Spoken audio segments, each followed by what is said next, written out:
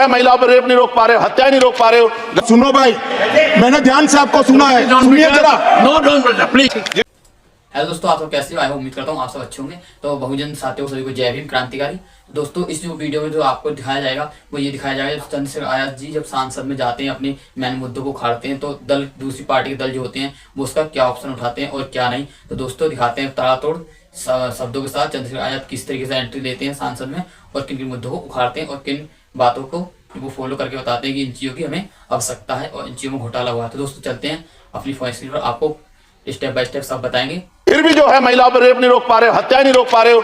सुनो भाई, मैंने ध्यान से आपको सुना है, सुनिए जरा। No don't please. जिस दिन अम्बेडकरवादी गुस्सा हो जाएगा वो फिर इस सरकार को जो 24 में आ गई है वो आने वाले चुनाव में ऐसा सबक सिखाएगा कि दोबारा पलट के नहीं देख पाओगे। तो मेरे दाएं तरफ जो साथी बैठे उनको बुरा लगेगा, कर्नाटक में 14,732 करोड़ रुपए इन्होंने दूसरी योजना में लगा दिए और मध्य प्रदेश में आपने 95 करोड़ रुपए जो है दूसरे बजट में लगा दिए। हमारा जो मिलता है उसको तो मत छीनो भाई।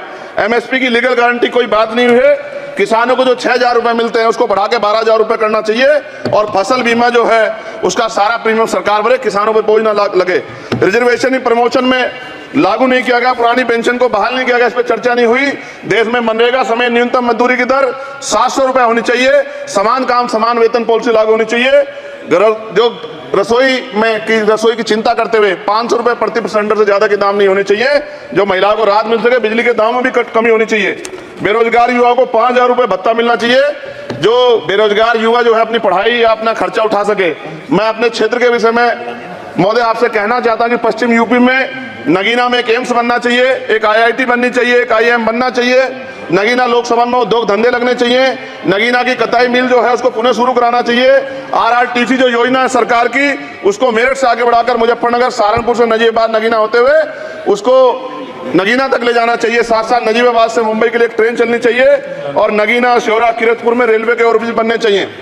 सभापति महोदय, सामाजिक न्याय मंत्रालय को 13,000 करोड़ रुपए दिए गए और जनजाति कार्य मंत्रालय को 13,000 करोड़ रुपए दिए, कुल 26,000 करोड़ रुपए, जो कुल बजट का 48.20 लाख का लगभग 0.54% है। जबकि हमारी संख्या 25% से ज्यादा SC/ST की और बहुजन समाज की मिलाओगे तो 85% से ज्यादा है। और हमारे विकास के लिए सरकार 1% बजट 1% पैसा खर्च कर रही है जो मिलना हमें चाहिए, जबकि मिलना में 25% चाहिए। ये ऊंट के मुंह में जीरा के समान है, कहावत हमने बहुत दिन सुनी थी।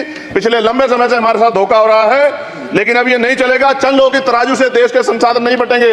इस देश का बहुजन समाज बर्दाश्त नहीं करेगा। संसाधन का बंटवारा संख्या के आधार पर होगा।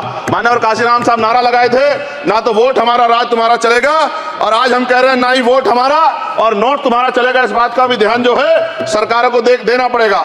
आपके माध्यम से सरकार से मेरी एक मांग है, सरकार इस योजना का लाभ भी अपने आप ले ले, सरह भी ले ले कि 1 लाख रुपए सालाना बहुजन समाज के अत्यंत गरीब परिवारों को दे। 10 लाख करोड़ रुपए खर्च होंगे, लेकिन इस 1 लाख रुपए की योजना से एक झटके से परिवार में परिवार गरीबी की रेखा से ऊपर आएगा और इनके बच्चों को कुपोषण खत्म होगा, अच्छी शिक्षा मिलेगी, महिलाओं को सम्मानजनक जीवन मिलेगा और इससे वास्तव में सबका साथ सबका विकास का नारा सार्थक होगा। अगर प्रश्न ये होगा कहां से आएगा, तो उसका जवाब ये है कि जब अमीरों का 16 लाख करोड़ रुपए माफ हो सकता है, कॉर्पोरेट टैक्स का घटाकर लाखों करोड़ रुपए का चुनाव सरकारी खजाने को लगाया जा सकता है, पेट्रोल डीजल के दाम 10 गुना बढ़ा, एक्साइज ड्यूटी बढ़ाई जा सकती है, तो गरीबों को सरकार पैसा क्यों नहीं दे सकती? महोदय, समय आ गया है, अब निजी क्षेत्रों में आरक्षण की व्यवस्था होनी चाहिए। SC/ST OBC को निजी क्षेत्रों में आरक्षण मिलना चाहिए। और मेरी आपसे ये भी मांग है, क्योंकि अब समय की मांग है और देश तेजी से आगे बढ़ रहा है, तो मैं कहूंगा कि सरकार का जो सबका साथ सबका विकास का नारा लगभग वो असत्य महसूस होता है, क्योंकि अल्पसंख्यकों में मुसलमानों और जैनों, सिखों, बुद्धिस्टों के लिए कुछ दिख नहीं रहा। उनकी कल्याण कोई योजना नहीं है। मदरसों को जो बजट मिलता था वो कम कर दिया गया है। आर्थिक तंगी से लोग मर रहे हैं। इंटर्नशिप की बात हुई है, परमानेंट रोजगार नहीं है। और दिल्ली में क्या हुआ बच्चों के साथ कल? उनकी सुरक्षा की जिम्मेदारी क्या है? वो आए तो बनने थे IAS IPS और बन क्या गए, लाशें बन के गए। यहाँ से कोई ध्यान नहीं दे रहा है, किसी की नजर नहीं है। साथ साथ मैं आपसे ये भी आग्रह करूंगा कि हम ग्रामीण क्षेत्रों से आए लोग देश से बड़ा प्रेम करते हैं और हम ये महसूस करते हैं कि सरकारें हमें सुनेंगी, सरकारें हमारे बारे में सोचेंगी। लेकिन ऐसा महसूस हो जाता है आजादी के 75 साल बाद, और जिसको अमृत काल कहा जा रहा है, आज भी SC/ST OBC के लोगों पर अत्याचार हो रहा है। अभी 2 दिन पहले गोली से उड़ा दिया गया गाजियाबाद में और राजस्थान में गर्दन काट दी गई। ये घटनाएं देख के डर लगता है, घर से निकलते हुए भी कि आने घर वापस लौटेंगे नहीं लौटेंगे। तो मेरा सरकार से आग्रह है, अगर आजादी के 75 साल बाद भी हमें हमारी हत्या हो रही है तो हमारी मां को भी दर्द हुआ होगा जब उसने हमें पैदा किया हो। हमारी बहनों को भी हमारे खोने का दर्द होता होगा। कैसी कानून व्यवस्था है आपकी, सब कुछ है आपके पास, फिर भी जो है महिलाओं पर रेप नहीं रोक पा रहे हो, हत्याएं नहीं रोक पा रहे हो, गरीबों, दलितों, पिछड़ों, किसानों, मजदूरों की जान नहीं बचा पा रहे हो। किसान सुसाइड कर रहा है, नौजवान सुसाइड कर रहा है, और बड़ी बड़ी बातें होती हैं, इधर भी अच्छे लोग हैं, इधर भी अच्छे लोग हैं, लेकिन अच्छाई तब होगी जब जमीन पे भी कुछ काम दिखाई देगा। और जमीन पे महोदय कोई काम दिखाई नहीं दे रहा है। जब कोई योजना की बात आती है तो सरकार हमसे मुंह मोड़ लेती है। आप बताइए, एजुकेशन का बजट कम कर दिया, हेल्थ का बजट कम कर दिया। मैं अपने क्षेत्र में गया तो आप विश्वास कीजिए, डॉक्टर नहीं है, स्कूल में मास्टर नहीं है, और कोई भर्ती ऐसी नहीं जिसका पेपर लीक नहीं होता है।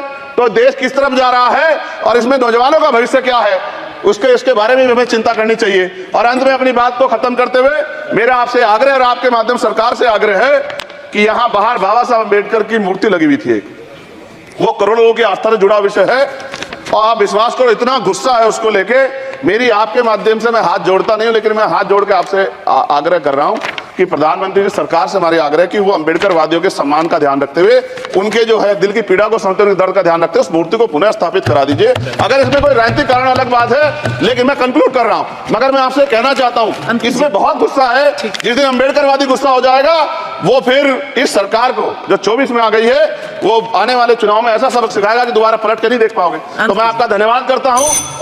हेलो दोस्तों, जय भीम, नमोदय सभी मेरे बहुजन साथियों को।